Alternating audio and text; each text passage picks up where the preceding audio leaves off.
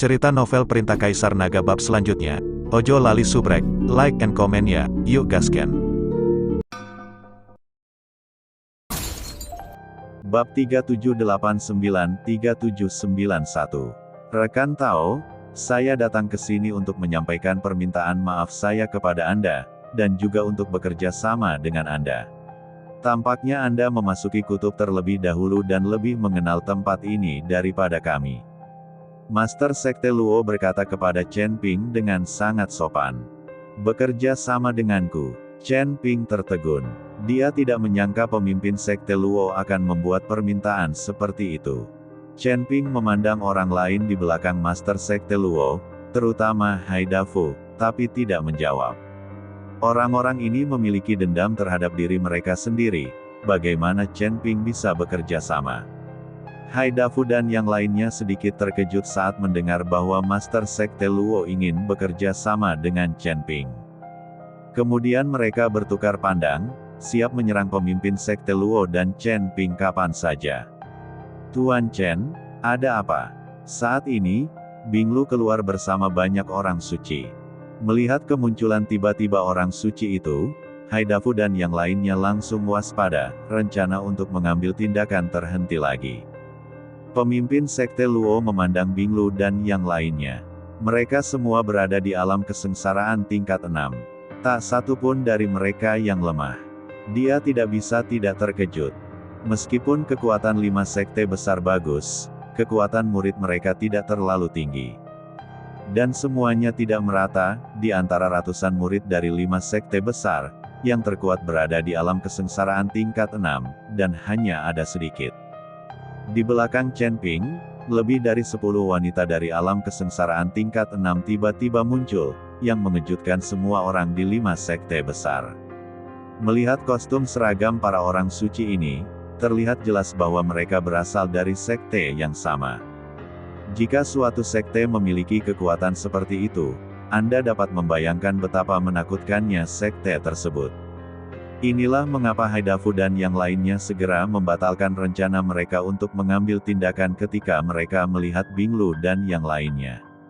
Seorang teman lama ingin bekerja sama dengan kita, kata Chen Ping dengan tenang. Kerja sama. Wajah Binglu penuh kewaspadaan. Anda harus tahu bahwa keluarga sekte yang datang ke sini semua ada di sini untuk berburu harta karun dan mencari keuntungan. Siapa yang akan bekerja sama dengan orang lain? Lebih besar dari, kami baru pertama kali datang ke daerah kutub dan belum mengenalnya, jadi kami ingin bekerja sama. Jangan khawatir, jika kami menemukan tempat jatuhnya makhluk abadi, kami dapat membagi harta karun yang ditemukan di sana secara merata. Petik 2. Master Sekte Luo buru-buru berkata pada Binglu. Binglu merasa lega ketika dia mendengar bahwa Master Sekte Luo dan yang lainnya sedang mencari tempat jatuhnya makhluk abadi. Jelas sekali, orang ini juga telah ditipu, tidak ada tempat di mana makhluk abadi jatuh di sini. Master Sekte Luo, kerja sama baik-baik saja, kami tidak menginginkan apapun jika kami menemukan tempat jatuhnya makhluk abadi. Tapi kami membutuhkan semacam batu tiang di sini, dan Anda tidak dapat memperjuangkannya. Benda itu tidak berguna bagimu. Itu hanya dapat digunakan untuk budidaya. Hanya biksu dengan keterampilan berbasis es yang dapat menggunakannya. Chen Ping secara langsung memberitahu Master Sekte Luo tentang batu ji. Tidak masalah, karena tidak ada gunanya bagi kita tidak akan pernah memperjuangkannya. Pemimpin Sekte Luo langsung setuju. Kalau begitu, senang sekali bisa bekerja sama. Chen Ping mengulurkan tangannya ke arah Master Sekte Luo, dan Master Sekte Luo berjabat tangan dengan Chen Ping. Namun, pada saat berjabat tangan, Master Sekte Luo mengerahkan sedikit kekuatan, seolah mengingatkan Chen Ping akan sesuatu. Chen Ping tampak terkejut, tapi dia tidak mengerti apa yang dimaksud Master Sekte Luo. Dari awal hingga akhir, pemimpin Sekte Luo tidak berdiskusi dengan orang-orang di belakangnya, dan hanya memutuskan untuk bekerja sama dengan Chen Ping. Haidafu dan yang lainnya juga tidak berbicara, kami dapat melihat ketidakpuasan di hati mereka, tetapi mereka tidak berani mengatakan apapun. Chen Ping mengajak Bing Lu dan yang lainnya beristirahat di dalam gua. Orang-orang dari 5 sekte besar menemukan tempat untuk memperbaiki di luar gua. Setelah fajar menyingsing, mereka berangkat mencari tempat jatuhnya makhluk abadi. Tetapi ketika Chen Ping sedang duduk di tepi gua, dengan mata sedikit tertutup, dan memasuki kondisi kultivasi, sebuah nafas tiba-tiba datang ke arahnya. Chen Ping langsung membuka matanya, dan pada saat yang sama aura di tubuhnya meledak, siap beraksi kapan saja. Bagaimanapun, Hai Dafu dan yang lainnya selalu ingin menangkapnya dan menyerahkannya ke aliansi penyegel iblis untuk menerima hadiah, jadi Chen Ping harus waspada terhadapnya. Ini aku. Tepat ketika Chen Ping hendak mengambil tindakan, suara Master Sekte Luo terdengar. Chen Ping sedikit terkejut dan memandang Master Sekte Luo dengan bingung. Dia tidak mengerti apa yang dilakukan Master Sekte Luo secara diam-diam untuk menemukannya. Memikirkan situasi di mana Master Sekte Luo dengan sengaja menggunakan kekerasan saat berjabat tangan dengannya, Chen Ping tahu bahwa Master Sekte Luo pasti sedang mengalami sesuatu. Master Sekte Luo, ada apa denganmu? Chen Ping bertanya dengan suara rendah. Master Sekte Luo melihat sekeliling dan berbisik, sebaiknya kita mencari tempat tersembunyi. Chen Ping mengangguk, memimpin Master Sekte Luo ke dalam gua, dan memerintahkan 2 orang suci untuk menjaga pintu masuk gua. Pada saat ini, pemimpin Sekte Luo menghela nafas lega, memandang Chen Ping dan berkata, "Rekan Tao, ketika saya bekerja sama dengan Anda, saya sebenarnya ingin Anda membantu saya. Apa yang bisa saya bantu?" Chen Ping bertanya dengan ragu. Melihat Master Sekte Luo telah mencapai alam kesengsaraan tingkat 9, Chen Ping tidak tahu apa lagi yang bisa dia lakukan untuk membantunya. Kali ini ketika kita datang ke wilayah kutub, Hai Dafu dan yang lainnya sudah memiliki niat membunuh. Terakhir kali aku membiarkanmu pergi dari 5 sekte besar, mereka sudah menaruh dendam padaku. Petik 2. Sekarang aku telah menerobos ke wilayah kutub, alam kesengsaraan tingkat 9, mereka telah setuju untuk bersatu dan membunuhku. Pemimpin Sekte Luo berkata dengan ekspresi jelek. Mereka ingin membunuhmu, karena kamu tahu, kenapa kamu masih datang. Petik 2. Chen Ping sangat penasaran. Jika Master Sekte Luo tahu, mengapa kamu masih datang ke Tiang? Master Sekte Luo tersenyum pahit, saya terpaksa tidak punya pilihan. Jika saya tidak datang, Master Sekte Chen pasti akan mati. Mereka bertiga memberi pil beracun kepada Master Sekte Chen dari Sekte Tian Chen dan bertanya pada Sekte Tuan Chen bekerja sama dengan mereka. Jika saya tidak datang, tidak. Jika Anda berpura-pura tidak tahu apa-apa, mereka pasti akan menyerang Sekte Master Chen. Inikah yang dikatakan Master Sekte Chen kepada Anda? Tanya Chen Ping. Pemimpin Sekte Luo mengangguk, dia memberitahuku secara diam-diam. Aku juga bisa mendeteksinya sendiri. Hai Dafu dan yang lainnya mempunyai niat membunuh terhadapku. Kurang dari, BR lebih besar dari, alasan mengapa mereka belum mengambil tindakan adalah karena mereka ingin menemukan tempat di mana yang abadi jatuh. Ratu Bumi sedang menyingkirkanku. Mereka tidak mungkin menemukan tempat di mana yang abadi jatuh, kata Chen Ping dengan tenang. Kenapa? Master Sekte Luo tercengang. Karena tidak ada tempat di mana makhluk abadi jatuh di sini sama sekali. Itu semua bohong. Sumber daya sebenarnya di wilayah kutub adalah batu kutub. Hal semacam ini tidak berguna bagi sekte dan keluarga lain. Petik 2. Di wilayah kutub ini, hanya Guanghan Istana mengikutimu keluarga membutuhkan Jishi, dan semua orang yang datang ke sini tertipu. Chen Ping memberitahu Master Sekte Luo situasi sebenarnya. Jadi begitu, aku pernah mendengar tentang keluargamu, tapi aku belum pernah mendengar tentang Istana Guanghan. Wajar, jika pemimpin Sekte Luo tidak pernah mendengar tentang Istana Guanghan. Setelah Istana Guanghan dihancurkan, istana itu baru pulih, dan kemudian 5 sekte besar terpisah ribuan mil, jadi masuk akal jika saya belum pernah mendengarnya. Pemimpin Sekte Luo, bagaimana Anda ingin saya membantu Anda? Mari bekerja sama untuk menyingkirkan ketiga orang itu. Petik 2. Tanya Chen Ping. Chen Ping juga membenci Haidafu dan 3 lainnya, jadi jika dia ingin membunuh mereka, Chen Ping tidak akan ragu. Tetapi Master Sekte Luo menggelengkan kepalanya, itu tidak mungkin sekarang.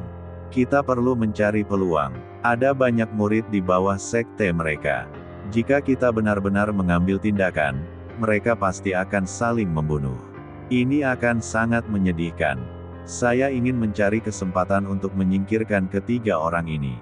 Jangan lakukan itu. Sakiti para murid. Petik 2. Chen Ping mendengar apa yang dikatakan Master Sekte Luo dan mengerti apa yang dia maksud. Master Sekte Luo tidak ingin menyakitinya, murid dari 5 sekte besar. Bagaimanapun, mereka semua berasal dari sekte yang sama di masa lalu. Selama Haidafu dan 3 lainnya tersingkir, para murid secara alami akan berada di bawah manajemen pemimpin Sekte Luo. Oke, saya akan mengambil tindakan ketika saya menemukan kesempatan. Tetapi Anda dapat secara diam-diam memberitahu Master Sekte Chen bahwa saya dapat menemukan cara untuk menghilangkan racun darinya sehingga dia tidak perlu khawatir. Kata Chen Ping kepada Master Sekte Luo. Master Sekte Luo mengangguk dengan gembira. Jika racun Master Sekte Chen didetoksifikasi, pihak mereka akan menjadi lebih kuat. Saat itu, Haidafu dan 3 lainnya tidak akan dapat membuat gelombang apapun. Pagi-pagi, Chen Ping dan yang lainnya berangkat bersama orang-orang dari 5 sekte besar. Sepanjang jalan, setiap orang memiliki agendanya masing-masing dan tidak ada yang berbicara. Namun tidak lama setelah kami pergi, angin dan awan di langit tiba-tiba berubah. Awan yang tak terhitung jumlahnya berkumpul, dan kepingan salju besar berjatuhan. Suhu turun drastis dalam sekejap, dan banyak biksu harus meledakkan kekuatan spiritual mereka di sekitar tubuh mereka untuk menahan dingin. Namun, Ice Dew dan yang lainnya tidak berpengaruh sama sekali. Lagi pula mereka mempraktikkan teknik berbasis es dan hidup di lingkungan ini tahun demi tahun. Tuan Chen, batu tiang lain ditemukan di depan. Pada saat ini, Binglu menghampiri Chen Ping dan berkata, "Di mana?" Chen Ping selalu waspada terhadap Haidafu dan yang lainnya, jadi dia tidak menyadarinya. Binglu menunjuk ke dinding batu tidak jauh dari sana dan berkata, "Semuanya ada di dinding batu."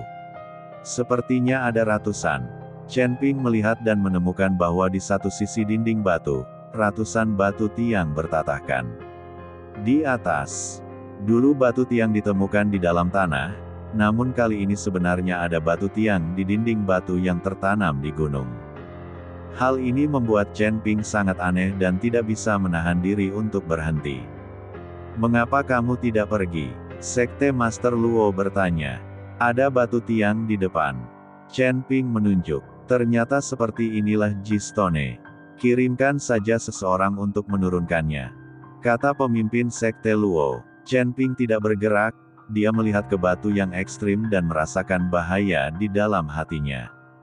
Bukan suatu kebetulan jika batu tiang muncul di dinding batu itu. "Tuan Chen, saya pribadi akan membawa orang untuk menurunkan batu tiang itu," kata Binglu. Chen Ping mengangguk, tetapi memperingatkan, "Kamu harus lebih waspada, saya selalu merasa ada bahaya di sini." Binglu memilih 2 orang suci, lalu melompat ke arah dinding batu.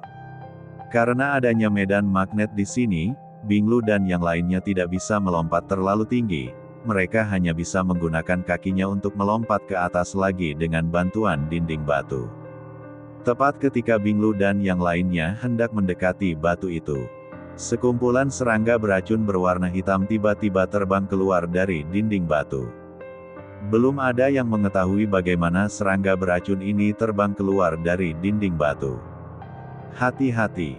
Melihat ini, Chen Ping melompat, dan di saat yang sama, api muncul dari telapak tangannya. Serangga beracun ini paling takut dengan api. Melihat ini, orang-orang suci lainnya mengeluarkan pedang es mereka satu demi satu, dan sinar pedang terbang dengan cepat, langsung menuju ke serangga hitam beracun. Mayat Binglu dan kedua orang suci itu jatuh dengan cepat. Ribuan serangga beracun, kumpulan kegelapan, jika dibungkus di dalamnya, bahkan sisa tubuh mereka pun tidak akan tersisa. Chen Ping menembakkan serangkaian api ekstrim, membentuk dinding api untuk memblokir serangga beracun. Biarkan Binglu dan kedua orang suci itu punya waktu untuk melarikan diri. Kemudian ratusan sinar pedang melewati kawanan serangga tersebut, meski banyak serangga beracun yang terbunuh. Bagi ribuan serangga beracun ini, itu hanyalah gerimis. Tolong! Setelah melihat ini, Master Sekte Luo berteriak dan menuju ke arah kawanan serangga. Namun, Haidafu dan yang lainnya tidak bergerak sama sekali. Pemimpin Sekte Luo mengabaikannya dan langsung menemui Chen Ping. Ini mungkin sebuah kesempatan.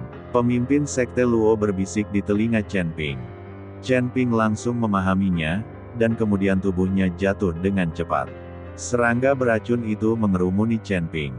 Tiba-tiba, dinding batu itu runtuh, dan monster beruang es yang tampak tertidur melompat keluar dari dinding batu. Baru kemudian Chen Ping mengerti mengapa bebatuan ekstrim ini ada di dinding batu, ternyata itu adalah monster beruang es. Dan serangga beracun ini seharusnya menjaga batu tiang di luar saat monster beruang es sedang berlatih. Monster beruang es ini berukuran besar, memiliki aura yang kuat, dan memiliki tingkat budidaya di puncak alam kesengsaraan. Semua orang kaget saat melihat monster beruang es ini. Chen Ping memikat serangga beracun dan monster beruang es menuju 5 sekte besar. Karena Haidafu dan yang lainnya tidak ingin mengambil tindakan, maka dia akan memaksa orang-orang ini mengikuti serangga beracun dan monster beruang es untuk mengambil tindakan. Hanya ketika kekacauan terjadi barulah mereka memiliki kesempatan untuk membunuh Haidafu dan yang lainnya secara diam-diam.